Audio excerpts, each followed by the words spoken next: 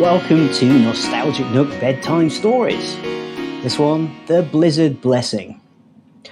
Old Coggins was an elderly gentleman who lived a solitary life above the village bakery in the remote countryside village of Nostalgic Nook. For many years, he had learned to keep to himself, rarely venturing out except when necessary.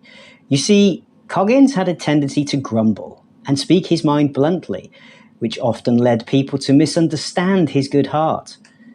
After one too many quarrels, the lonely widower found it easier to simply avoid society altogether.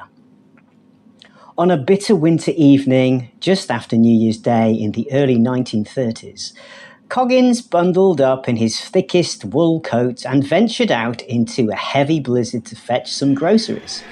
He clutched his cane as icy winds whipped about, making his eyes water beneath his spectacles. "Darn nuisance, this blasted weather," he muttered under his breath. Coggins normally navigated the town by spotting familiar street lamps piercing through the darkness. But on this night, oh no, heavy snow swirled through the air, limiting his vision to scarcely a few feet ahead. Attempting to maneuver down what he thought was the main village lane, Coggins soon found himself utterly lost in unfamiliar alleys on the outskirts of town. With visibility near zero, he had no choice but to forge ahead, slowly through the accumulating drifts. Coggins grumbled loudly about his worsening luck. But then what was that? There was the faintest sound of pitiful meowing, cutting through the howling winds. Coggins paused, tilting his head. What was that? Was it a kitten? The cries grew louder until Coggins could tell they were coming from a nearby snowbank lining the alley. His first instinct was to ignore the distraction and focus on finding his way home because he was bitterly cold and his teeth were chattering. But despite his normal gruffness, he also had a soft spot for animals. Driven by curiosity and concern, he shuffled through knee-deep snow toward the noises. Brushing away powder beneath a carved-out section of the bank, he uncovered a soaked cardboard box. Inside, a tiny ginger and white kitten shivered violently, its tiny eyes closed shut against the wet and cold.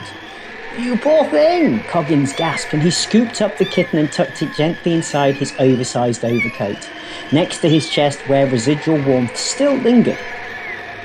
Just then, Coggins heard more plaintive mews, this time echoing further down the alleyway. Peering through the white-out flurries, he spotted a tiny tabby kitten stumbling through the snow. It looked like a snowball, its fur matted with clumps of icy powder. He rushed over as fast as his elderly legs could manage and gathered the frail little creature into his arms. "You'll catch your death out here too! You're coming with me!"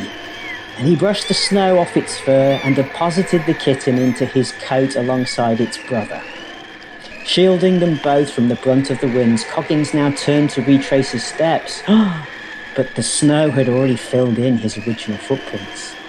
Disorientated within the blizzard's clutches, Coggins despaired for a moment that they would all freeze to death, lost in the storm. His mind was going crazy, but as the old man contemplated their dire situation, the winds abruptly died down for a few moments, just long enough for him to spot a familiar street lamp in the distance.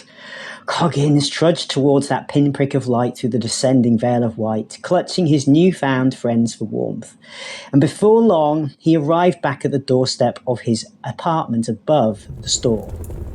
A fire already crackled in the hearth, casting a warm orange glow across the cozy room. Coggins settled into his well-worn armchair with a sigh of relief and a cup of very hot tea. He watched fondly as the kittens, Jammy and Dodger as he named them, began exploring their new home, tumbling playfully across braided rugs. They soon took it out though, and curled up together by the fireside, asleep in the warmth. As the blizzard raged on outside his frosted window pane, Coggins realised that even in the bleakest of conditions, no matter how dark things might seem, kindness and hope can still be found, if only we open our hearts and minds and eyes to receive them.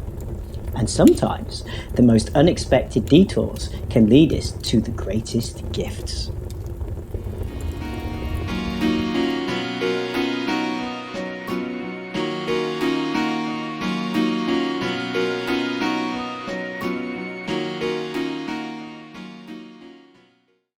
hope you've enjoyed that short story, and if you've loved listening to that, you probably will love to get your hands on the PDF ebook version of the same, along with some lovely colour illustrations from myself. Check it out, the links are all down below, you can get that on my store, and thank you so much. Everything that you do to